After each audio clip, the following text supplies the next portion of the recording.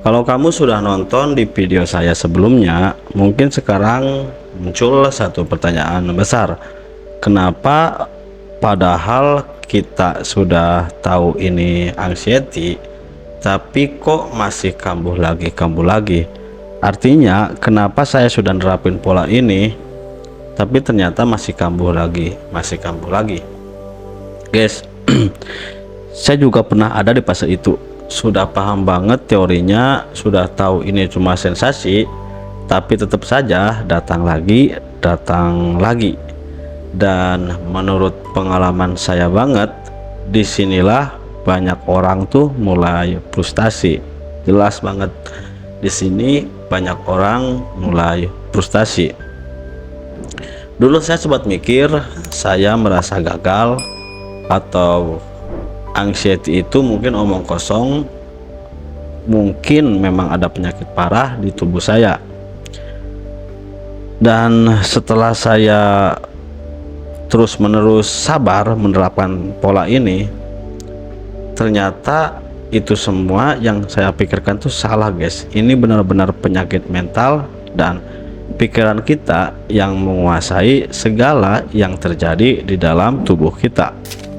Perlu kalian tahu, guys, anxiety itu bukan soal sekali sembuh, tapi soal pola yang sebenarnya berputar di diri kita sendiri.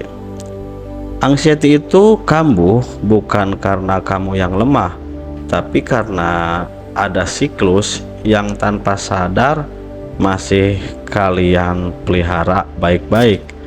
Oke, saya mau jelasin pelan-pelan, guys. Siklus anxiety biasanya dimulai dari satu hal, takut pada sensasi tubuh. Misalnya jantung berdebar sedikit, lalu pikiran langsung naik. Tiba-tiba langsung berpikir yang enggak, langsung berpikir ke penyakit berbahaya.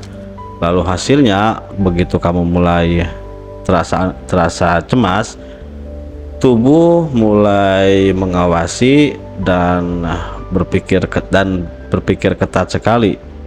Lalu otak menangkap satu pesan sederhana, ini adalah alarm bahaya, dan otomatis tubuh kamu akan semakin ikut ke mode panik bahwa tubuh ini juga berbahaya. Dan kalian bisa tebak hasilnya. Dari situ adrenalin kalian pasti naik, guys. Sensasi makin kuat banget, dan kamu makin yakin kalau di tubuh kamu itu ada yang salah. Menurut pengalaman saya, bukan sensasinya yang bikin anxiety itu makin panjang, tapi reaksi di tubuh diri kita sendiri yang menganggap sensasi itu nyata. Dulu saya punya kebiasaan ini. Begitu anxiety itu sudah reda ya, saya langsung menganalisis dan sok-sok tahu. Saya terus berpikir bahwa sebenarnya ada apa di diri saya. Saya selalu berpikir saya besok akan melawan lagi, dan jangan sampai kejadian ini terulang lagi. Kelihatannya sih logis, guys. Kelihatannya itu baik ya. Tapi menurut saya dan menurut pengalaman saya, guys, perasaan seperti itu sebenarnya adalah jebakan. Menurut pengalaman saya, perasaan seperti itu tuh sebenarnya lebih ke seperti jebakan. Karena tanpa sadar, otak kita tuh belajar satu hal. Kejadian barusan itu sangat penting dan berbahaya. Jadi kedepannya saya harus waspada. Pesan itu ketika sudah ditangkap oleh tubuh kita, itu akan terjadi terus-menerus perputaran yang begitu-begitu aja, guys. Dan kalian bisa tebak akhirnya akan seperti apa ketika besoknya atau lusa atau kita terserang penyakit kecemasan ini lagi. Sensasinya tuh akan terasa semakin menyala dan terasa semakin menyiksa. Itu karena otak kita berpikir sudah ada tameng waktu kemarin terasa, dan percuma pada akhirnya kita akan selalu menderita di saat sensasi itu terasa di detik itu juga. Dan di akhir-akhir masa saya sembuh, setelah anxiety lewat, itu jadi pelajaran banget. Saya justru kasih nasihat ke diri saya, sering banget saya kasih nasihat ke diri saya atau ngomong ke diri sendiri, kejadian itu sudah lewat, kejadian ini sudah lewat, tubuh saya sedang baik-baik saja, dan kapanpun akan datang sensasi itu, saya sudah siap dan saya yakin tubuh saya baik-baik saja. Pola pikir ini penting guys, pola pikir ini penting sekali untuk kalian terapkan.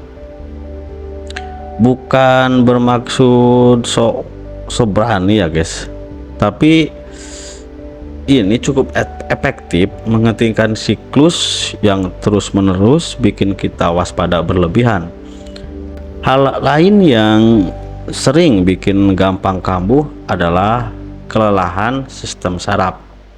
Ya, kelelahan sistem saraf ini sering diremehkan, seperti kurang tidur, kebanyakan kafein atau ngopi, stres numpuk tapi nggak pernah dikeluarin, atau nggak pernah berteman sama orang luar. Badan kita tuh punya batas guys. Menurut pengalaman saya dulu, waktu saya mulai jujur banget sama kondisi fisik saya, dan anxiety atau kecemasan saya tuh udah mulai jinak guys, udah mulai alon-alon gitu. Bukan dengan cara yang hidup super sehat atau dengan cara perlawanan dengan barbar, tapi dengan hal sederhana seperti tidur yang cukup, minum air putih yang cukup juga, coba tiap pagi gerak jalan pelan-pelan, dan berhenti menuntut tubuh kita untuk terus-menerus kuat guys. Jadi kita harus mengerti tubuh kita harus menyesuaikan kemampuan tubuh kita. Satu hal penting yang mau saya tekankan, tujuan kita tuh bukan menghilangkan anxiety sama sekali. Ingat guys, tujuan awal kita tuh bukan menghilangkan anxiety sama sekali. Karena jujur saja lah guys, itu enggak realistis. Menurutku itu enggak realistis. Tujuan kita tuh adalah bikin anxiety enggak mempan lagi di diri kita. Karena menurutku hilang itu enggak ya guys. Kecemasan itu kan akan pasti ada. Masalahnya yang harus kita hilangkan kecemasan yang berlebihan. Waktu anxiety datang dan kamu tetap bisa duduk santai, tetap bisa jalan santai, dan tetap bisa lanjut aktivitas pelan-pelan, disitulah otak kalian akan belajar satu hal, bahwa tubuh kalian benar-benar tidak sedang dalam mode bahaya. Intinya itu guys, kita sembuhnya kita itu ada di fase ketika kita bisa membebaskan pikiran kita dari kecemasan, dan otak kita itu sudah bisa menguasai pikiran di tubuh kita, menguasai pikiran dari sensasi di tubuh kita.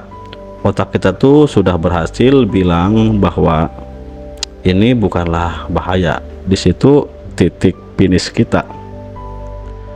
Dan semakin sering kalian bisa merespon itu, saya yakin semakin jarang banget kecemasan atau anxiety itu muncul di tubuh kita. Semakin jarang banget. Kalau sekarang kamu masih sering kambuh, masih sering merasakan hal ini, masih sering merasakan sensasi yang tidak nyaman ini, dengarkan kata saya guys, itu bukanlah jalan kemunduran, itu adalah awal dari perjuangan kamu untuk sembuh. Itu adalah bagian dari proses belajar kamu untuk memberi sinyal ke otak bahwa kamu sedang baik-baik saja. Yang penting itu bukan seberapa cepat kamu bisa melawan anxiety ini atau bisa menguasai kecemasan ini, tapi yang penting banget bagaimana kamu memperlakukan diri kamu sendiri saat sensasi itu datang. Kamu bisa berteman dan akrab dengan rasa yang tidak nyaman itu. Saya yakin kalian pasti bisa, karena jujur saya juga dulu bisa guys, bisa. Kesembuhan itu akan datang guys, kesembuhan itu akan datang, kalian akan terbebas kok, sabar aja, pelan-pelan.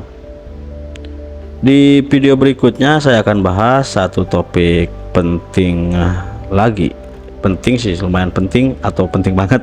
Di video berikutnya saya mau bahas satu topik penting, hal kecil sehari-hari yang tanpa sadar memperparah anxiety atau kecemasan, dan bagaimana cara mengubahnya tanpa mengubah hidup secara drastis, tanpa mengubah perlakuan kita secara berlebihan. Kalau kamu mau topik tertentu dibahas lebih dalam atau mau request apa yang harus aku bahas, aku akan ngambil lah materi dari pengalaman-pengalaman sendiri guys. Kalau kamu misalkan ada keluhan apa, mau bertanya apa, silahkan komen aja. Konsisten saya selalu balas komen sampai sekarang, nggak tahu sampai kapan, tapi selagi saya sempat saya akan balas komentar kalian. Jangan lupa subscribe, jangan lupa juga like, share video ini jika ini bermanfaat untuk teman-teman kalian atau komunitas, atau kalau ada perkumpulan orang-orang yang sedang sama-sama berjuang. Semoga kita baik-baik aja guys, kita akan sehat, kita akan dilindungi oleh Tuhan. Jaga diri kalian baik-baik, ingat kalian tuh nggak rusak, badan kalian tuh aman, nggak rusak, nggak apa-apa. Kalian tuh cuma lagi berproses untuk kembali menguasai kecemasan kalian. Semoga kalian sembuh. Sampai jumpa di video berikutnya guys.